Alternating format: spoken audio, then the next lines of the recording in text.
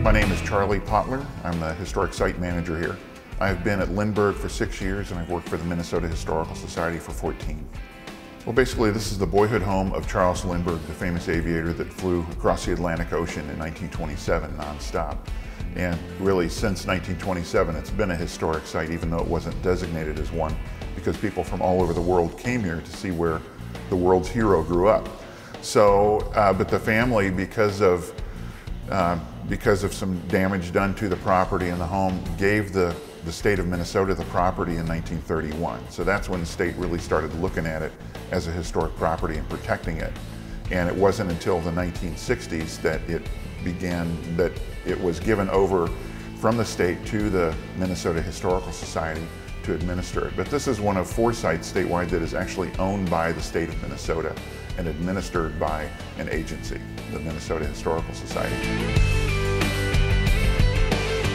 When he was a child and the family would go to Washington during the legislative session, then he would hide his toys. He had some toy soldiers, he had a small rifle that he got when he was 7, and he couldn't take all of his things with him to Washington. So he would hide things in here and put it behind the boards, you know, kind of hide it in there.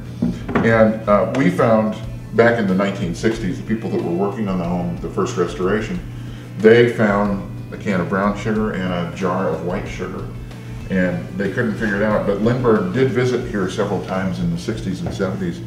He couldn't figure it out, but he told us that that's where his hiding place was for his toys. But I figured that during World War II, when sugar was rationed, whoever was taking care of this place, like the version of me back then, they found Lindbergh's hiding place, and this was their own hiding place for the things that were rationed and expensive.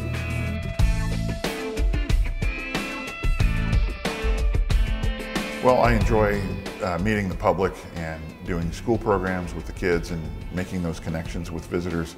When you see that little light go off in their eye, you know, that they're really connecting and learning about Lindbergh, and not that it's just a historical thing that happened 80 years ago, but that there really are connections to their everyday lives. For example, after he became famous, he used a celebrity to map all the different routes for modern day airplanes. So whenever we go, let's say you take a trip to California or to Boston or New York or Mexico City or wherever, Lindbergh mapped that route in 1927, 1928.